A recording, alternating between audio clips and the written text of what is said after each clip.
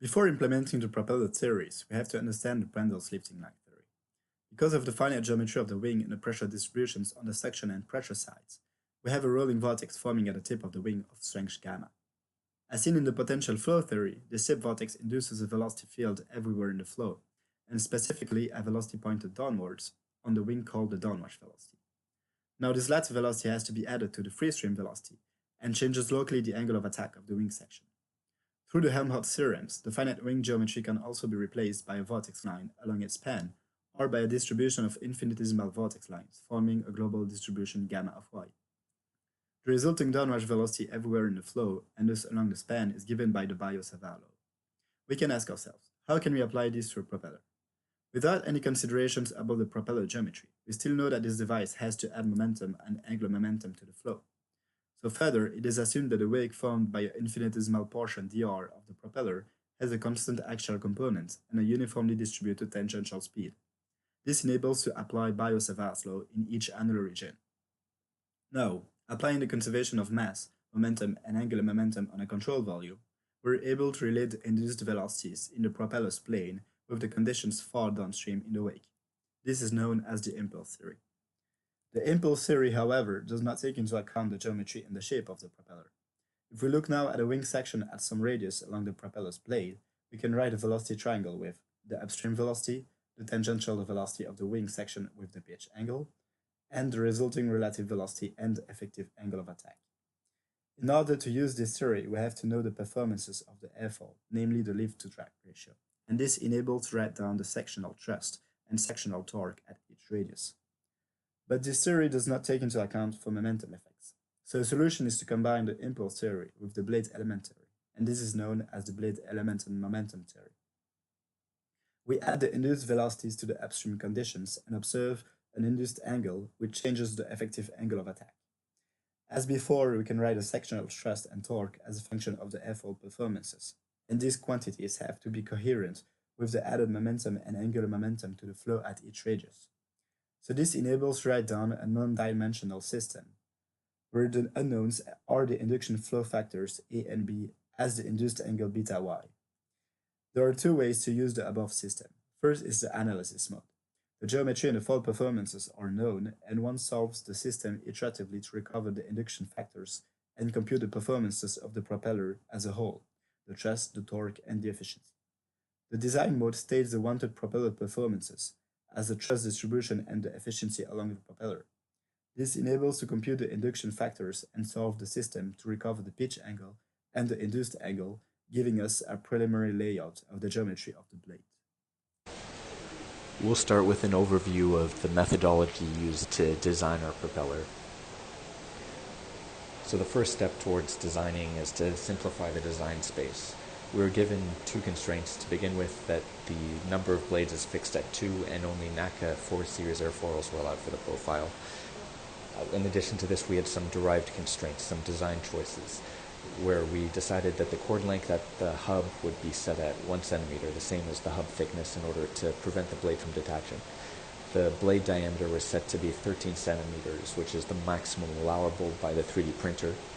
And to simplify the analysis, we only performed it at 7 sections along the blade to apply to the entire section. There were three design considerations in designing the blade profiles. So first is the airfoil, which NACA was best for a given blade section. There was the twist, so the optimum angle of attack for a given blade section. And lastly, there is the planform shape, so the chord length as a function of distance from the root. To design the airfoil, we did a separate analysis near the root, near the tip, and at the midsection to figure out what the best combination of twist and NACA was for a given part.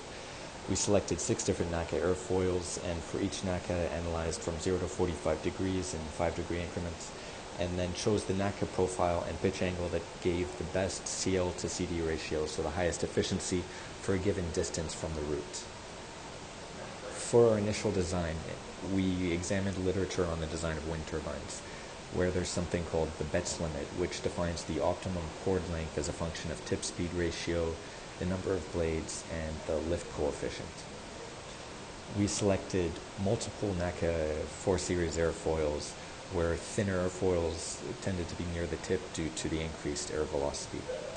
The design we had initially picked was very efficient but didn't produce enough thrust. To improve the solidity ratio, we chose an elliptical planform distribution to put more length near the tips, and in addition to that, we changed from using thicker NACAs to thinner ones with the same efficiencies near the tip in order to decrease the mass. Our final design was very efficient with a predicted efficiency of 59% at 9,000 RPM. The predicted thrust wasn't as close to the design objective of 0.2 newtons, but it was a secondary objective. In addition, we have a very thin design with a very low mass, which was one of the objectives, although we weren't able to numerically evaluate that without knowing the density of the material or the volume. Let's now discuss the final design and performance prediction. To start off, let's take a look at the configuration of our design. At the root, with a chord of 7 mm, and then it slowly increases to 13 mm max chord at a position of 32.5 mm, and then at the tip, which is 65 mm position, it decreases back to 3.2 mm chord. And then for the twist follows the same result of the first two design attempts, large twist at the root and small twist towards the tip. Therefore, at the root we have 60-degree twist, and then it slowly decreases to 7-degree twist at the tip. And then for the NACA profile selection, at the root, due to structural strength consideration, we chose NACA 3420 to have a thicker connection area between the blade and the hub. And then it changes to 3410, 2410, and eventually NACA 1408, which was the profile that we found to have the best aerodynamic performance during our first two design attempts. For the generation of the final design, the geometric twist and airfoil profiles have been settled through previous design iterations, and the only design parameter that's left is the chord length.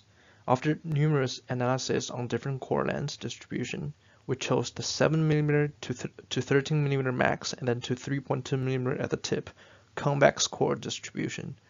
As shown in the plot, this distribution, indicated as the green dotted line, has decent efficiency performance while not sacrificing much on the thrust. We then predicted the performance based on the J-blade simulation result. Instead of connecting curve showing J-blade, we created our own efficiency and thrust plots in best fit curves, and from the plots we made the prediction that a 0.15 Newton thrust will be generated at static condition and 5,000 RPM, and then at 9,000 RPM and 5 meter per second wind speed, which is operating condition, a 59% efficiency will be achieved. And then for the maximum efficiency, if we fix the RPM, and then a 69% maximum efficiency would occur at a wind speed of 6.5 meter per second.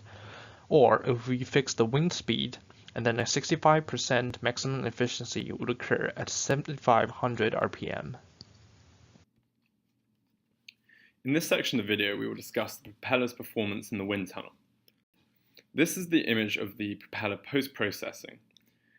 The bumps and imperfections in the surface of the propeller were caused by removing the support structures. This resulted in some of the blade material being removed whilst taking off the support, and also leaving on parts of the support material.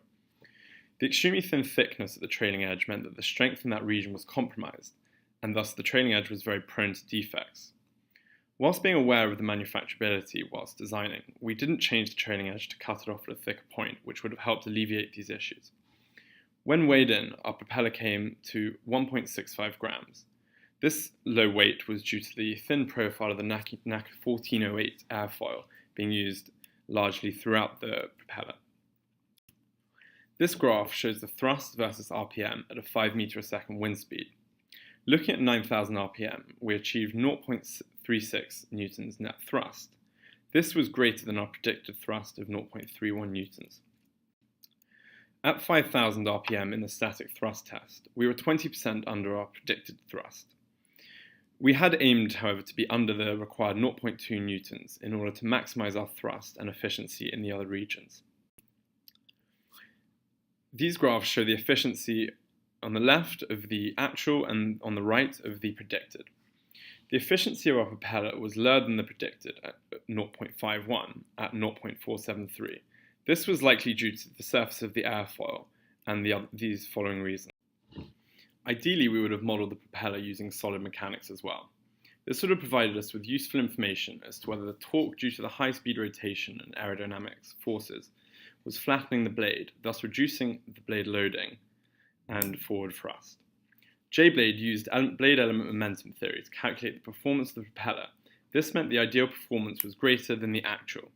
This was due to the blade tip losses not being accounted for, and also by assuming the flow was incompressible. Weight expansion was neglected. In addition, the influence of the hub was not modelled. This would have increased the drag, reducing thrust. The analysis tools also assume steady-state aerodynamics. However, this is not realistic, as turbulence and vortex shedding would have occurred at the jagged trailing edge.